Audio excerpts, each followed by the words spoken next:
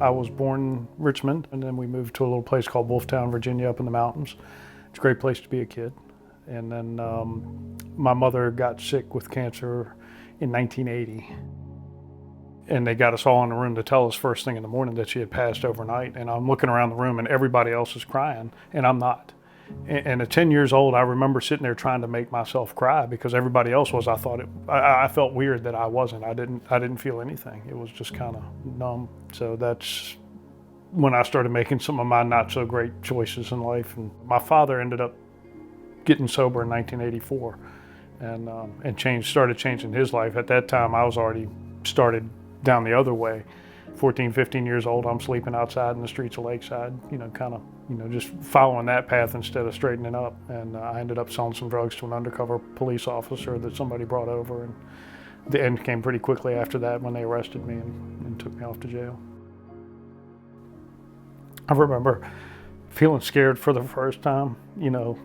Whatever was in my system was no longer in my system. And the reality of the situation, I guess, hit me. We call it a moment of clarity. And that was the first time I remember feeling that.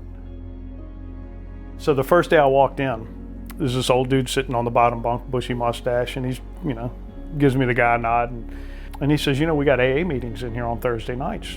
And I'm like, well, no, I don't got a problem, but I know what the book is. I don't have a problem. And so he smiled and he said, if you start going to these meetings on Thursday nights, the judge might let you out of jail early. I was like, cool, where do I sign? I started thinking that, even though I was only 19 years old, that maybe I might have this problem because I did a lot of the stuff they did and I felt a lot of the ways they felt. So I started thinking I was an alcoholic at 19. I wasn't quite done yet. I went right back to my friends that I probably shouldn't have gone back to, and they were throwing me this big get out of jail party, and I don't know how long ago it was later, but I said the magic words, well, maybe I can just have one.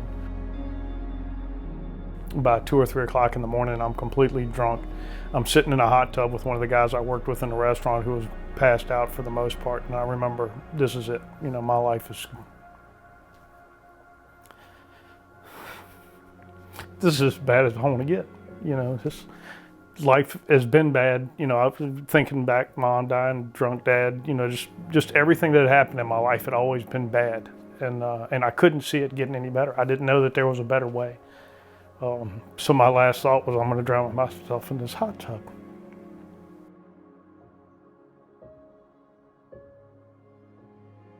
So they taught me what it takes to get clean, and divine intervention is the phrase. It takes divine intervention. Human power hadn't been able to do it.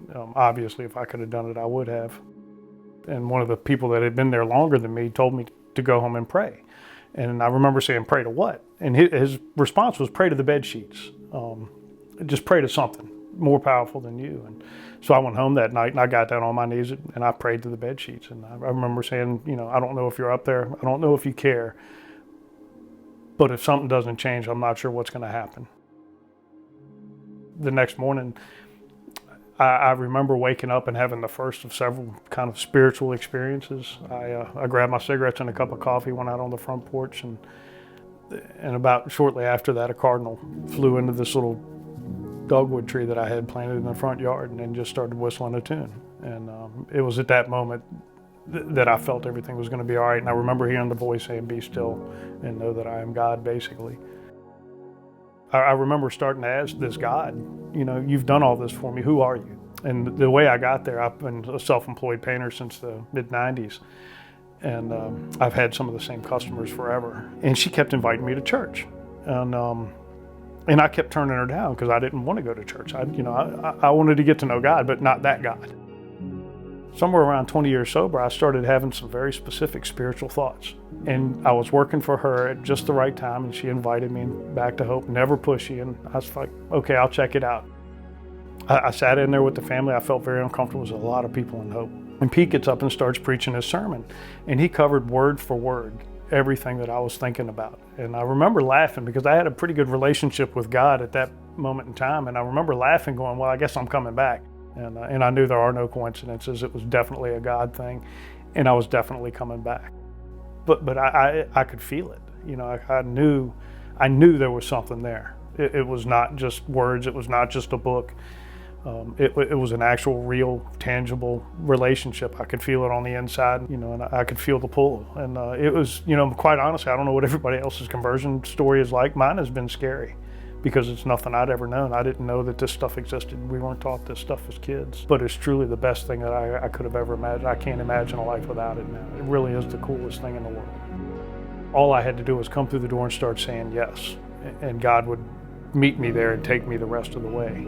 And so if I had to say anything to somebody else, it's just, if you're curious, come in the door, say yes, and just be open-minded and see what God's got in store.